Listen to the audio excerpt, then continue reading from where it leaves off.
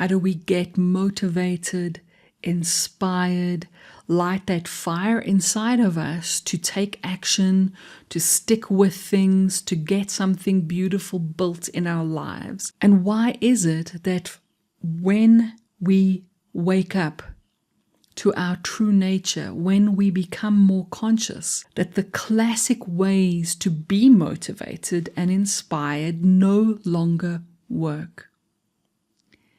Here is the simple fable that came to me in an hour of really feeling desperately stuck, and it helped me to unlock something and an understanding that has supported me ever since. Let me tell you the story and let's see if it helps you too. My kids were really young at the time. They're now adults. I'd been working hard to build my small business, coaching, consulting, teaching. I was trying to follow the mainstream ideas of what you're supposed to do. And I was feeling extremely demoralized and demotivated. The classic things were just not working.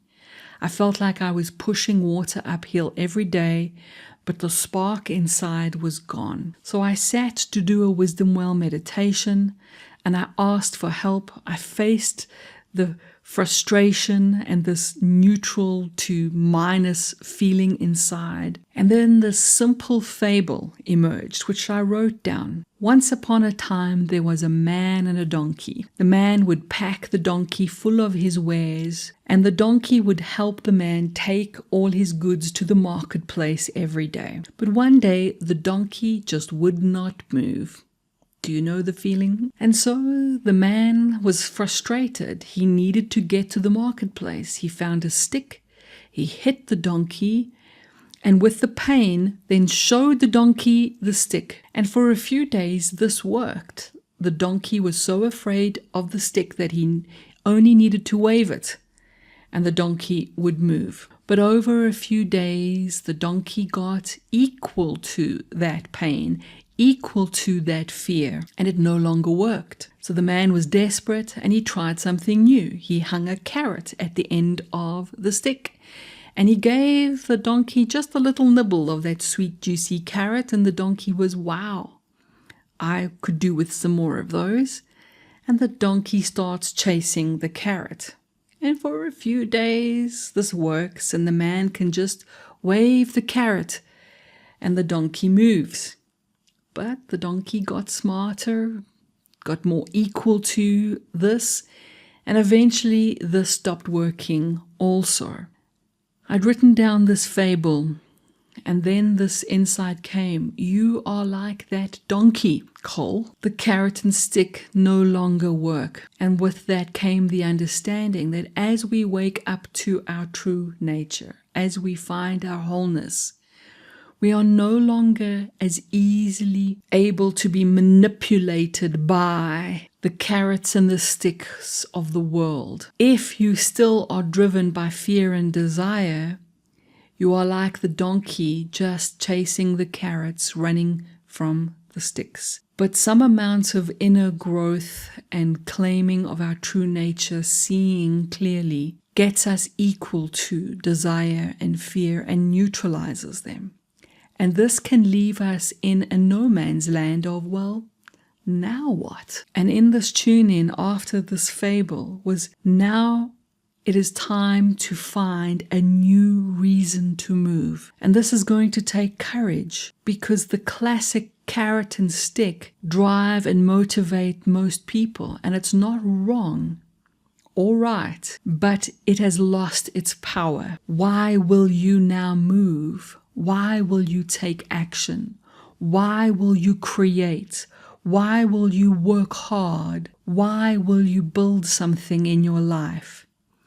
If not to avoid the stick of fear and pain, or to chase the carrot of desire and pleasure, which are the classic drivers of human nature. What is a wisdom-led way? What is a way that is driven by your true nature beyond your biology? beyond your survival instinct. And I meditated and listened deeply to wisdom, translating the words of the clear seeing to ask myself, what will drive me? What will move me? How will I now take action? If not, to avoid the stick or to chase the carrot. And this has what has served me ever since. This is a good 20 plus years. And it has strengthened and it has deepened. And let the words land for you now. When you are more awake to your true nature, when you are starting to see with your true eyes and your true eye, your true being and seeing, now the question is not, how do I get more carrots and avoid more sticks? Now it is simply this. How does love want to move today? How does love as your very life force, love that grows eyelashes, turns galaxies, becomes a human, how does love as life move naturally today? And when you tap into that, you notice it moves clean, free of the Pac-Man chasing the next shiny object, because you are moving from wholeness.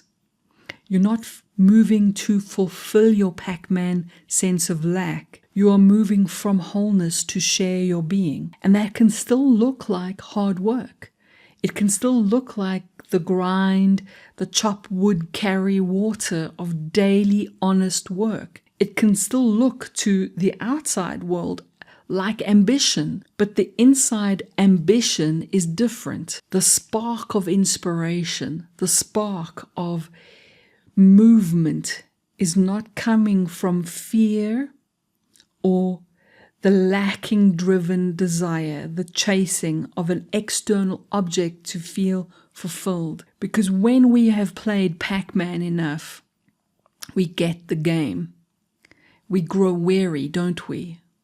We grow weary of, I know if I get that next and get that next, I'm still not going to find the thing I'm looking for, because what we're looking for is true seeing and being, the home of the true self. And when you start to find the home of the true self, when you start realizing who you truly are, the disorientation can be, what everybody's selling me doesn't work anymore.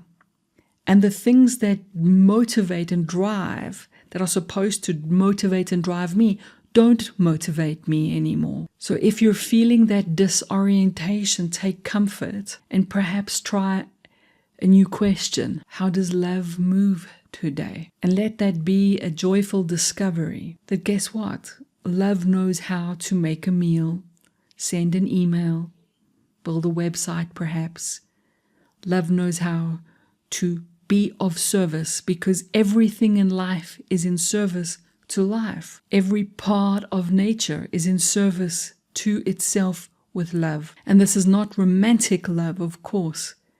This is love that rises from the depths of who you are, because it is who you are. How does love want to move today will free you of the cheesy, sleazy infomercial thing that you're already feeling you don't want to have to be that person to get things done. It gives you a way to do business and to do work that feels beautiful. It has been the most amazing surprise for me. I used to think, I've been an artist since I was young, and I used to think that only art was kind of pure, free of, the cheesy, sleazy energy, the carrot and stick.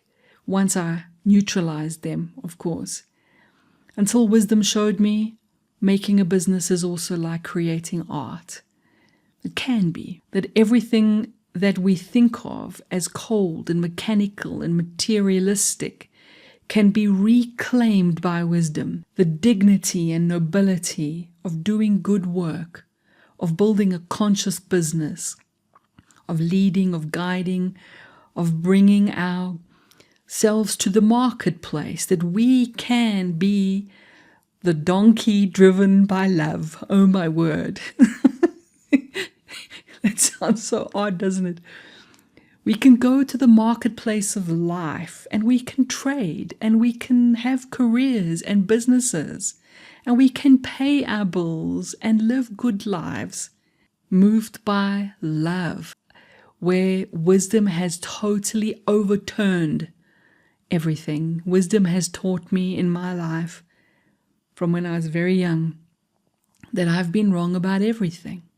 And this is just another thing I was wrong about. We don't have to be motivated by the carrot or stick, and it's not wrong if we are, because you still have a body and you still have biology that is designed to not want discomfort and to be afraid of pain and suffering. And we can have compassion for that, of course. But if we want a life that is lived from a deeper place of truth, be courageous to find out, how does love want to move today? And let it show you that it can chop wood and carry water. It can do extraordinary things and ordinary things. That is my wish for you.